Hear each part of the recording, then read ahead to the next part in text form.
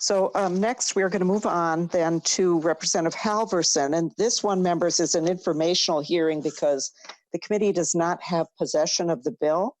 So it is our intention to learn about this bill, and then we will revisit this in another hearing where we will just bring it up and vote on it. But this is our opportunity to learn about this issue and ask questions on the bill. So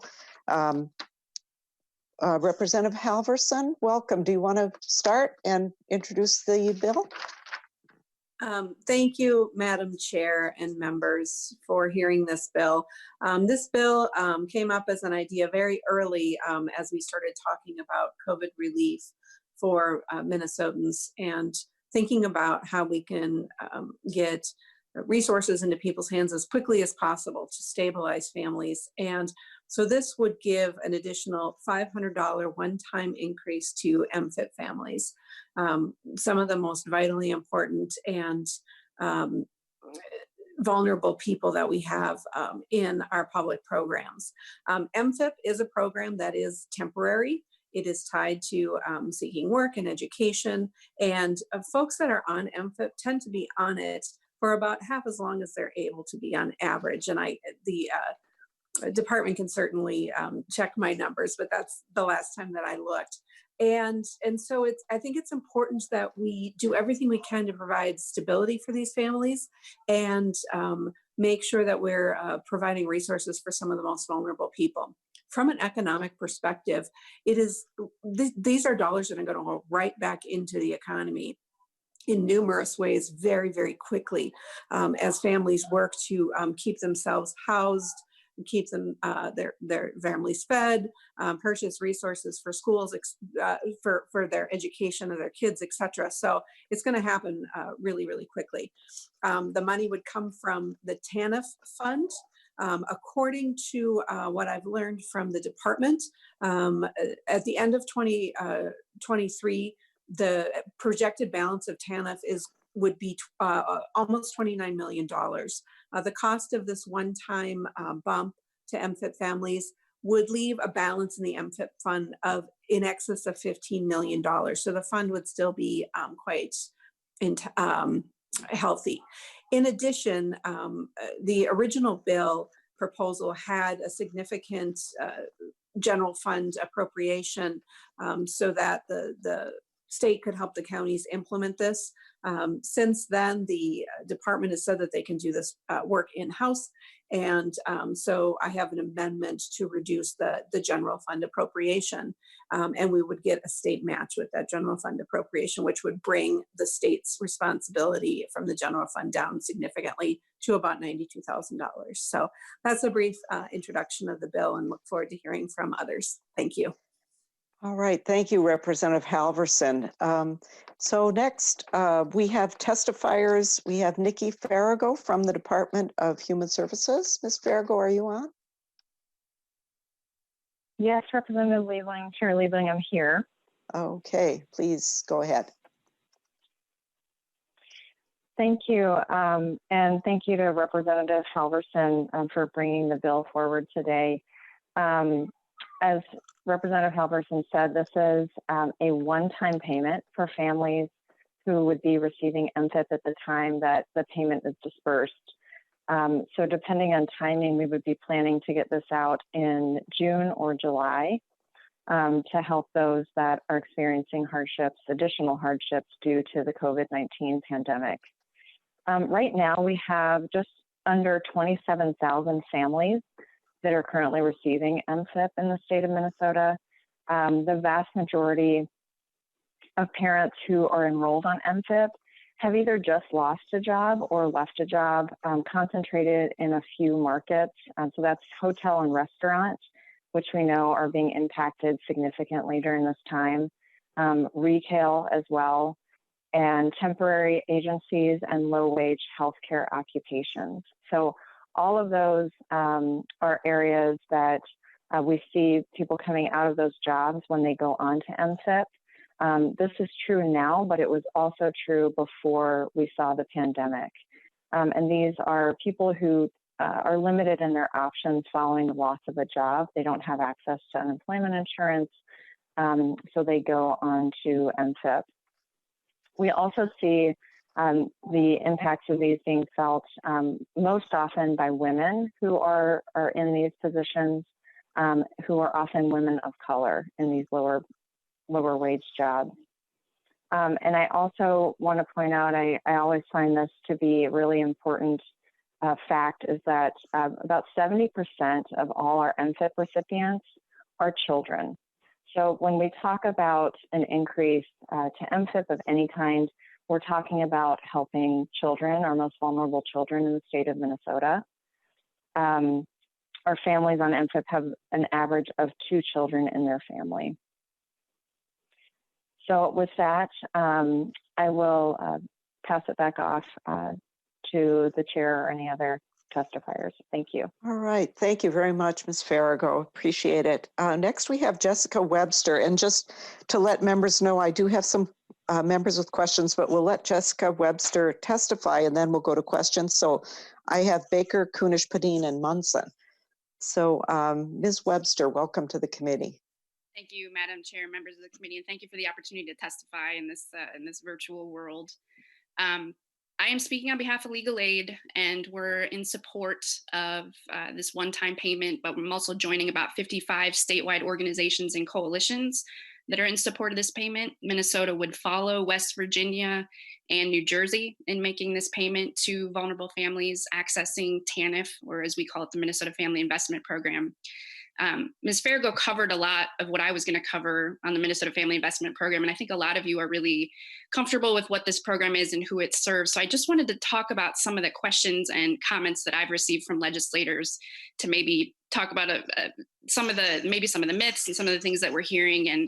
And one of the things I've been hearing in the past several weeks are that these parents haven't lost anything like workers. They haven't lost income. Their income didn't go down. And it's not really true, because what Ms. Farrago said is that these parents are workers. Most parents have recently lost a job. The unlucky thing is that they lost this job maybe in December, January, maybe this fall, and they lost it from hotel, restaurant, retail, temp work, but they're not going to be eligible for unemployment insurance. And so a minimum wage worker who lost restaurant work last month will get about $800 in unemployment insurance and traditional unemployment insurance for the month. And they're also eligible for this really generous $600 booster you've heard about. So a minimum wage restaurant worker that lost work after the pandemic hit is receiving about $3,200 a month in unemployment insurance and stimulus relief, which is not something that families accessing MFIP are going to be able to access. Another thing we've heard is that, well, these families are going to get stimulus checks. And that's another thing, that many families haven't seen stimulus money yet, and it may be later this summer before they do see it, if they see it. Those families had to have bank accounts, had to have direct deposit listed they had to have filed taxes to be able to get those checks swiftly deposited into accounts. Some families don't have bank accounts. Some have changed bank accounts in the last 1 to 2 years if they actually did file taxes and were eligible for refunds. So that stimulus check is not a guarantee for a lot of families right now, and they haven't seen it. Another more common one we're hearing is, but there's an eviction moratorium right now. What is it you keep telling me they need it for rent? But what do they need it for? Because nobody's being evicted. And I think that there seems to be some confusion about what an eviction moratorium is. This is not a rent holiday. This is not rent forgiveness.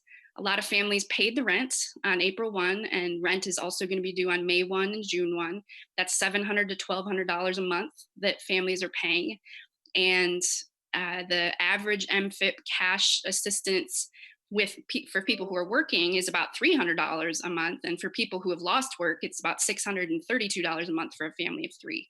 So there's still a gap in making rent.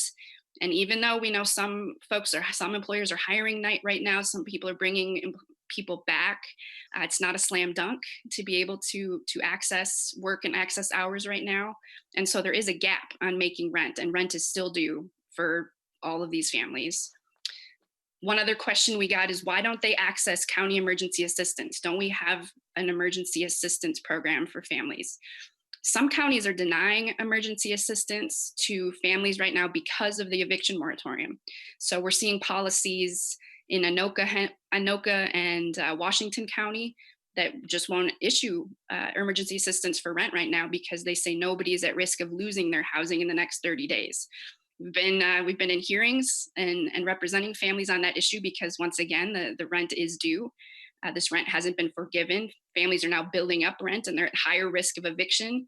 I think we're going to have a pretty serious housing crisis come May and June when families have these chunk payments of rent that they weren't able to make. And that's also stressful for landlords that haven't been paid. It's hard on small businesses that manage properties. And then the last comment that's been made to me is, why don't families or parents just go to work? There's jobs right now. And, one of my complaints about the way the federal unemployment insurance relief was structured is that for workers who had significant hour reductions, but not quite deep enough to access unemployment insurance, those workers don't access unemployment insurance or pandemic $600 unemployment insurance. So if you were a minimum wage worker, which most parents accessing the Minnesota Family Investment Program are, and you were making $10 an hour for 40 hours a week, if you were cut to 25 hours, you're not going to be eligible for unemployment and you're not going to be eligible for pandemic unemployment. So it feels like a real injustice to employers that try to do the right thing, keep people on the rolls. Maybe some of those employers will be able to get the PPP access, many won't. So there is this gap in access to all of these relief programs that are being talked about. And there's not this largesse sitting out there that families are that's raining down on families, because it's just not happening. So in closing, I thought that this one-time payment from federal Tanf Funds would be a relatively easy thing to get done. And it does feel like it's stalled, even though we've seen bipartisan support in the House and the Senate for it. I hope that can be overcome and that we can just hit send on these federal funds. $500 is not a huge amount of money, but it is a meaningful amount of money. It's about 2 weeks of lost unemployment insurance for families who are out of work. And I think as we're looking at who is being left behind by stimulus, by unemployment, this is a population of families and children that is definitely being left behind. Okay, well, thank you. Thank you, Ms. Webster. And so members, we are quite close to the end of our hearing now, and we can go until 12:35, but then we must end.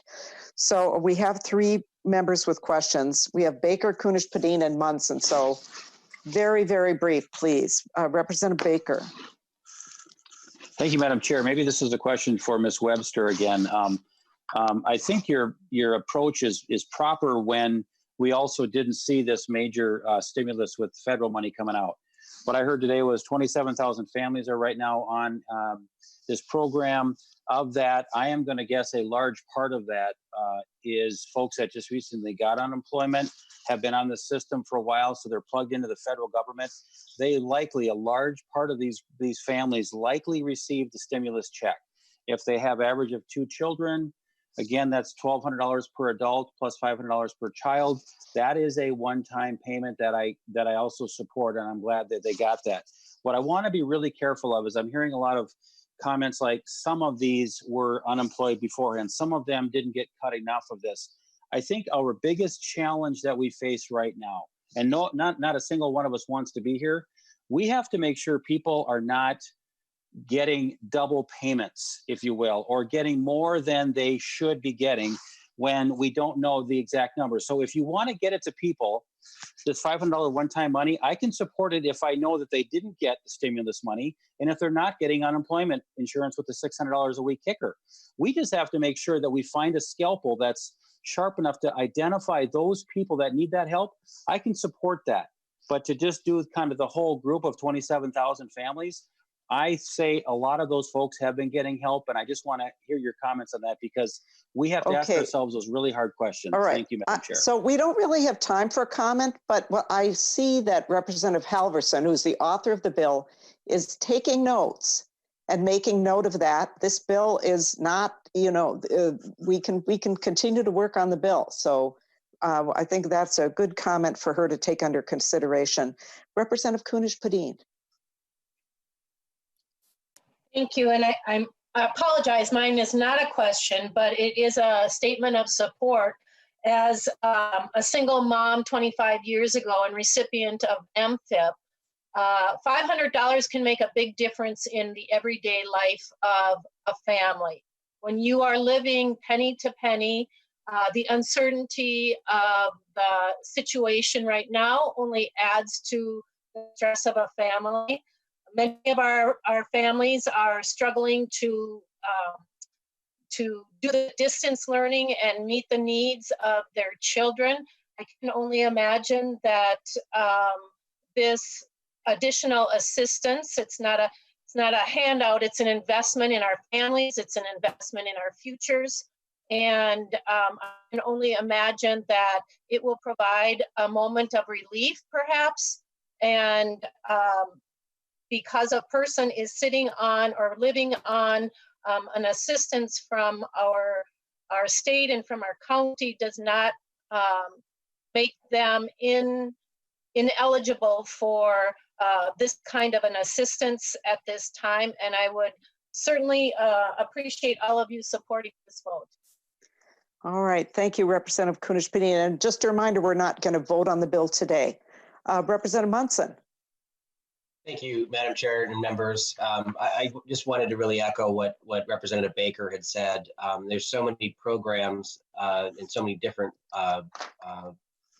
monies that are coming available to people with the stimulus check. And we're also hearing about a $100 million housing subsidy to help pay rent for people who are going through difficult times. That I too am concerned about multiple payments going to people.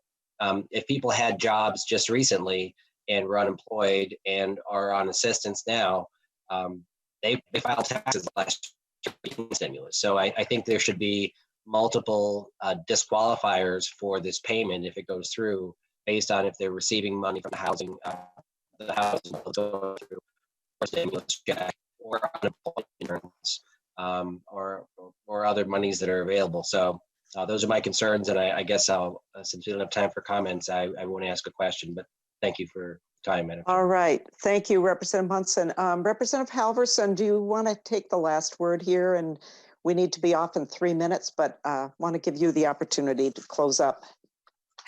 Thank you, Madam Chair, and thank you to everybody who testified and spoke up for this bill. I think it's important to note that anybody who's getting UI benefits, it would make people not eligible for MFIT. So we really are talking about a population that is in need and is not being caught up by the many other programs. And at the same time, when we're talking about the number of children that we're talking about, with 70% of the recipients being children, the vulnerabilities are real. And the fact that rent is going to be stacking up and bills are going to be stacking up, that these folks don't have other resources for, really speaks to the urgent need that we need to take this on. And we can do it because we do have federal TANF dollars available, and that fund is currently healthy. And so we can really make a difference in people's lives in the short term and really provide some stability for some of the most vulnerable families. So appreciate people's support for these families and the children of Minnesota. Thanks. All right, thank you, Representative Halverson. Thank you, everyone. Just as a reminder, we don't have this bill in front of us today.